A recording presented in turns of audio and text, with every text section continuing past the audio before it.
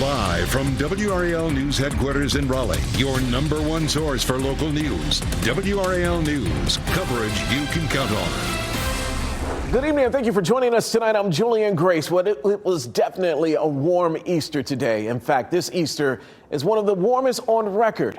Meteorologist Amy Wilmoth is in the WRAL Severe Weather Center to show us how high the temperature climbed today. Amy. And it's still warm, Julian. So if you haven't been outside to enjoy the weather, which hopefully most of you have, it's still 85 in Raleigh and Durham, 85 in Fayetteville, and 84 in Rocky Mount. So still very warm outside right now. Today is the fourth warmest Easter on record in Raleigh. We had a high of 86 today. The warmest on record was 92, set back in 1976. Last year, we were the fourth warmest on record with a high temperature of 85. So we just barely beat last year's number at 86 for the high. Another popular day in the WRAL Azalea Gardens. Beautiful out there. Lots of folks taking their pictures. If you want to come out and enjoy it, we don't have sunset until 7:53 this evening, so we still have a ways to go. Now, we are going to start to turn to a more unsettled weather pattern. Rain chances return by Tuesday. I'll walk you through this with Futurecast coming up. Thanks, Amy. Well, we are learning more tonight about a man who was hit and killed by a minivan in Fayetteville. It happened in front of a home on Tangora Lane just before 7 o'clock last night.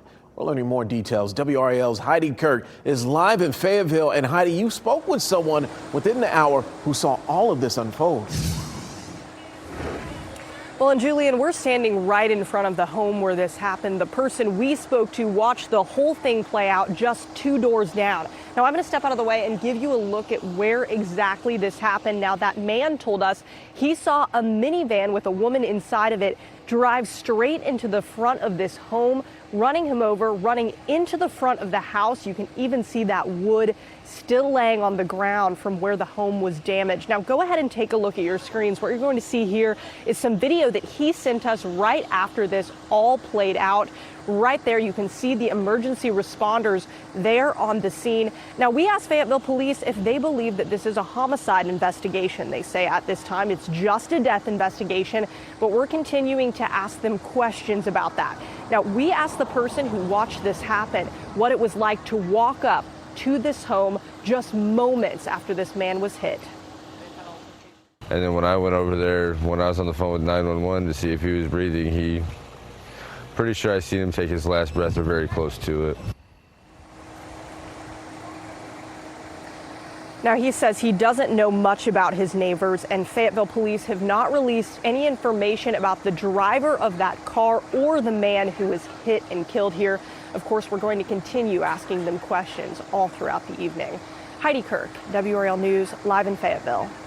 A person is dead after a shooting in Fayetteville. Police were called to Yakin Road at around 3:20 this morning. Investigators found a shooting victim. They were taken to the hospital where they died from their injuries. Another victim drove themselves to the hospital and is being treated for their injuries. No identities have been released yet. A local family owned a business in Raleigh spent his Easter day dealing with this, the aftermath of a major setback. This was breaking news on WRAL just last night, you might recall, after a driver crashed his van into the NC African Market last night on New Hope Church Road. Those are investigators working away right there, you see. WRAL's Laura Levine speaks with an employee who narrowly escaped the driver's path and the property owner about the next steps. The front of the NC African Market here is unrecognizable. As you can see, some of the damage behind me. Contractors have spent the day cleaning up a lot of that debris and boarding up a wall here because the building is no longer safe. Shattered glass on the ground and caution tape now surrounds the building at the NC African Market. We were parked like right there, like where the pickup truck is. Tumani Jalu says that they were supposed to be open this Easter. Now he's walking me through a terrifying evening at his family's business. He tells me he had just closed up the shop when things turned left. We were talking about where we're going to go out to eat and stuff, and there was like a van behind us, and then he grazed my cousin's car, and they came in through and then just hit the whole store. A very close call. The driver narrowly missed his family. We were at the store 2 minutes before. We were in the store 2 minutes before it happened. Wow. Yeah. Makes you wonder what if, right? Yeah. The beloved business has been open for about 11 years. Vincenzo Verdino is the property owner, now trying to support his tenant as much as possible. Their business is truly affected, and, they have to deal with on day-to-day closing up in their operations. So, they are really the victims in this more so than we are. We try and work with them as best as possible, of course. Unfortunately, this isn't his first time experiencing such an unusual circumstance. Oddly enough, this is the second time this happened to us, but a different property. We had a property in Durham that had a similar situation. It was a drunk driver, and they had gotten out of control and went right into the side of the building. WRAL covered that crash at Mescalito last summer. And just like that business, this community is confident they will be back on their feet soon. They're asking people to drive more carefully, thankful no one was hurt and the family's life work can live on. There's not a lot of African stores in Raleigh. I think there's like 2 or 3, but I feel like people come to this one the most because it has like a lot of stuff. So yeah, but I think we're gonna be open, so we won't be closed. There's still so many questions, especially surrounding the driver. RPD tells us that the cause of the crash is still under investigation. Laura Levine, WRAL News in Raleigh. Hope they're able to rebuild. Well, state senator hopes the third time's a charm for a maternal care bill filed this session. Senator Natalie Murdoch says this is the latest version of what she calls the Momnibus bill. Among other things, it would establish grants for community-based organizations, provide implicit bias training for maternal care professionals, and fund lactation consultant training programs at HBCUs. The data shows us Black women continue to be 3 to 4 times more likely to die from childbirth, even with education. Here in North Carolina, the North Carolina Institute of Medicine commissioned a study. They found that white women with a high school diploma at 18 have better birthing outcomes than Black women with a PhD. Murdoch has filed versions of the bill twice before and knows the odds of it passing this time are slim, but she says the messaging is still very important. We'll have much more on this story tonight at 10 on Fox 50 and back here at 11. Educators are having their second public meeting with district leaders in Durham tomorrow. The Durham Association of Educators is advocating for teachers and staff amid a $7 million budget shortfall for the school system. They will discuss the association's 9 urgent priorities. They include budget transparency, pay, transportation, protecting immigrant families from ICE, and protecting the jobs of frontline staff. That's a major concern right now when we don't know how many educators and workers across the district are budgeted for. And we're also really highlighting the classified pay concerns, which started last year. There's still some uncertainty this year. The public meeting starts at 6 tomorrow evening in the Durham Public Schools Staff Development Center. An electrifying finish for the Carolina Hurricanes this evening. The hockey team opened their 7th straight playoff run with a win against the New Jersey Devils in the first game of round 1. Let's go right to WRAL's Aaron Thomas. He's live at Lenovo Center with all the action. Hey, Aaron, a lot of fun out there tonight. Oh, yeah, Julian, listen, we saw thousands of Caniacs hopping all over Lenovo Center just like the Easter Bunny. And even though candy sounds nice on Easter, a win tastes much sweeter. When we first arrived here, we saw our fair share of people in the parking lot. It was full of a lot of tailgaters, including lots of Easter Bunny attire that we saw. As fans flocked inside, they energized the Lenovo Center with an electric arena light show powered by patrons and their phones.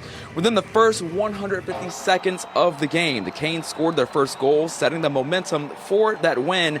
Instead of taking part in traditional Easter celebrations, we found fans who say there's room for both the holiday and hockey. The Caniacs, that's part of our extended family too. So celebrate with the family this morning, come out here, celebrate with the extended family this afternoon. It's certainly definitely a fun game, and we'll see if the team can keep up that momentum when they're back here on home ice this upcoming Tuesday. Julian? All right, it should be fun. Aaron Thomas live at the Lenovo Center in Raleigh. Thank you, Aaron. Joyful news for a local girl in need of a liver transplant. I was just shocked. I didn't think, we were going to get that call on that day, and just so grateful. Yes, they got the call. A living donor has been found. Coming up, the next steps for the family with the scheduled surgery now just 8 days away. Plus, cicada season. In a few short weeks, the loud winged insects will be reappearing in our area. While experts say this year will be different than previous summers.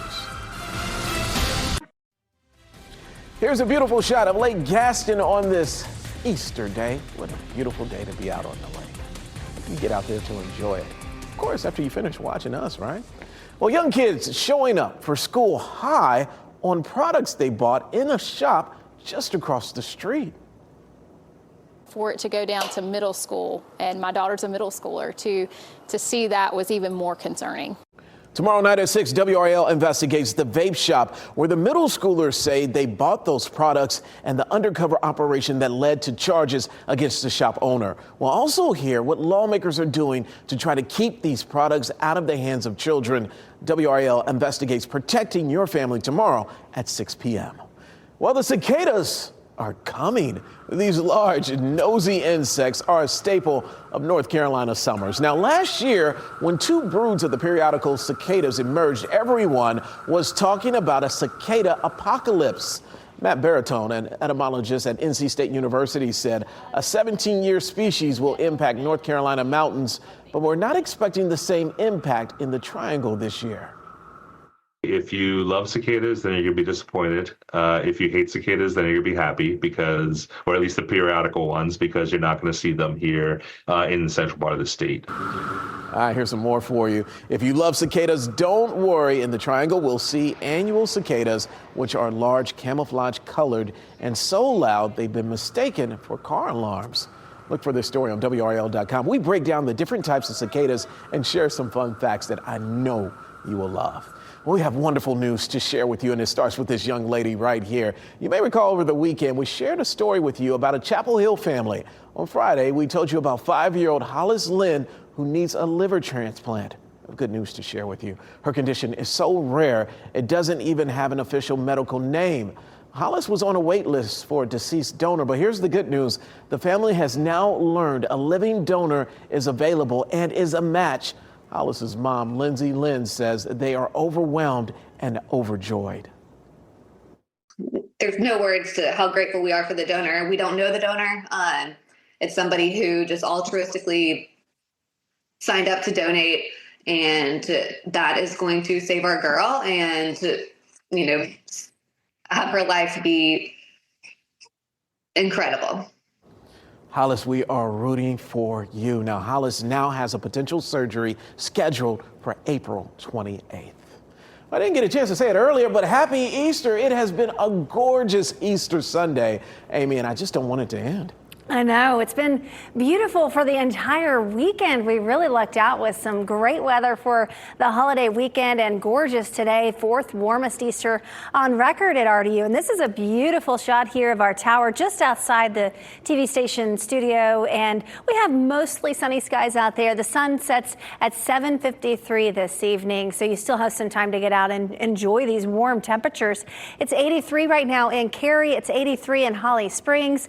It's 83 in Knightdale and Garner and Rollsville, 84 in Durham and 81 in Chapel Hill. So grilling outside is a go today. Beautiful weather to have dinner outside, perhaps 82 for your 7 o'clock temperature. We'll be in the upper 70s by 8 p.m. down to 76 at 9 o'clock and then low to mid 70s at 10 and 11 o'clock this evening. So very comfortable through the evening, and overnight tonight it stays very mild.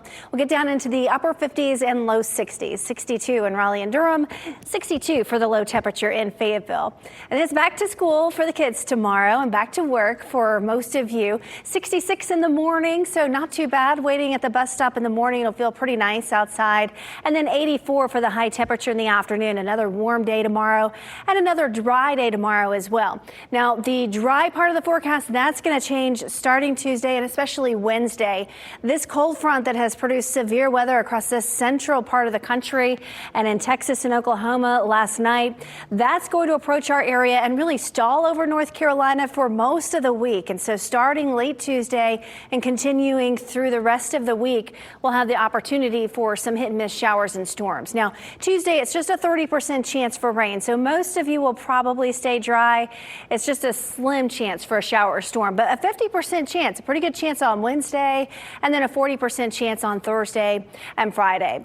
Tuesday morning, so we're dry to start, but then as we head into the heat of the afternoon and evening, we'll see some hit and miss showers and storms develop. Now, there'll be a better chance for rain over western North Carolina Tuesday, and then all that moisture moves into central North Carolina Wednesday. So this is Wednesday Wednesday morning at 8 a.m. We could have some wet roads for the morning commute, and it stays pretty unsettled through the day. It's likely we'll have some wet roads for the evening commute as well. I don't think it's an all-day rain, but we have a decent opportunity for some showers and storms on Wednesday. Thursday morning, some showers, maybe a few rumbles of thunder in the southern part of our viewing area. And if you watch the rest of the day, it looks like the best chance for some heavier rain will be over the southern half of the area on Thursday.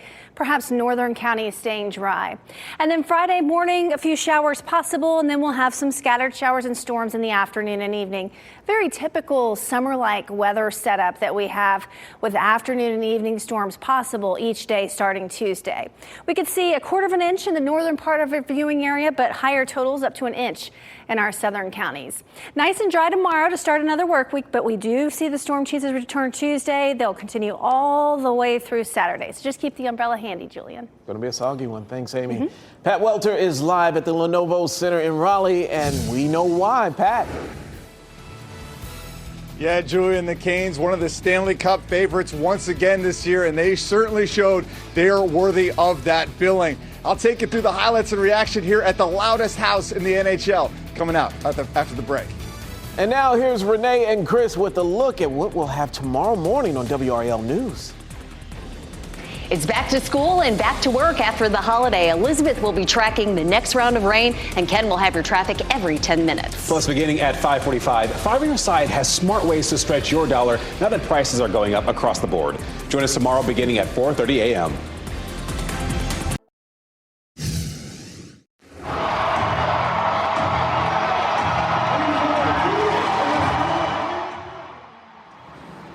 The loudest house in the NHL. What a scene here at Lenovo Center as the Canes begin their 7th straight Stanley Cup playoff run. Pat Welter, Chris Lee here coming to you live from Lenovo Center where the Canes beat the Devils 4-1 in Game 1 here, Chris.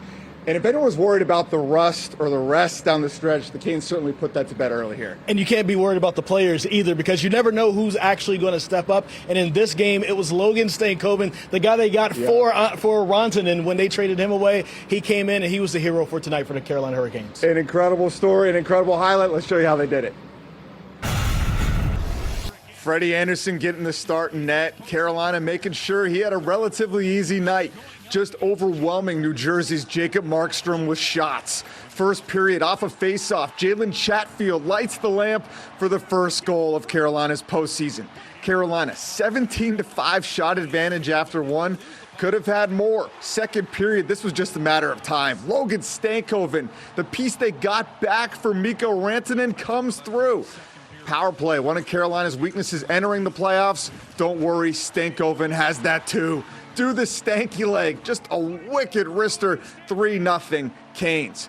Third period, 3-1 game after Nico Hischier scored to end the second, but Anderson made sure it didn't get closer than that. The Canes take Game 1 in Raleigh. Andrei Svechnikov adding the empty netter there at the end. And Chris, you talked about Stankoven and that Mikko Rantanen trade. You know, one thing that this did when they got rid of Rantanen is it got the Canes back to their identity. Yes. This is a team about just one guy. It's about all their guys, and they all collectively came through in this game. The game that we saw today is exactly what you want to see from the Carolina Hurricanes, trying to overwhelm the other team's goalie. That's exactly what Devils head coach Sheldon Keefe said in his post-game press conference. They were just overwhelmed, and they didn't know what to do. They have a lot of young guys who haven't been in playoff situations like this before. They didn't know exactly what to do in those situations, even though they do have some veterans who used to play on the Canes who know what to expect. The Devils just didn't show up. And that's how the Canes were able to get that win. Here's what they said to us in the locker room after the game. I thought the game was good. It's still, they knew we were coming, obviously, in the first game, and they're going to come back and regroup, and, you're going to do it over again. It's just one game, and hopefully a long run ahead of us here, and we'll take the win. Yeah, man, you take it when you can. You always get second to win in this part of the year.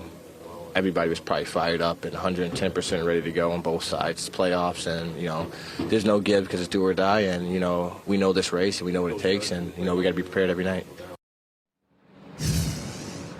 Now, we didn't say the actual number. 45 30-24. That was the Canes' advantage on shots on goal. Of course, most of that coming for the Devils in the third period. So really, it could have been a lot larger of a deficit for them. Yeah, we talked a lot about the offense already. Let's talk about the goaltending a little bit. Jacob Markstrom for the Devils had a lot more fanfare coming in, but Freddie Anderson was a better goaltender tonight, 23 saves. So the Canes looking like they are, as advertised here, Julian, with the 4-1 win. Yes, they are looking good. Let's keep this going. I love this momentum. All right, fellas, keeping us informed as always. We appreciate you. Well, thanks for joining us. NBC Nightly News is next. We'll be back here with another half hour of local news tonight at 11 o'clock. That said, have a good evening.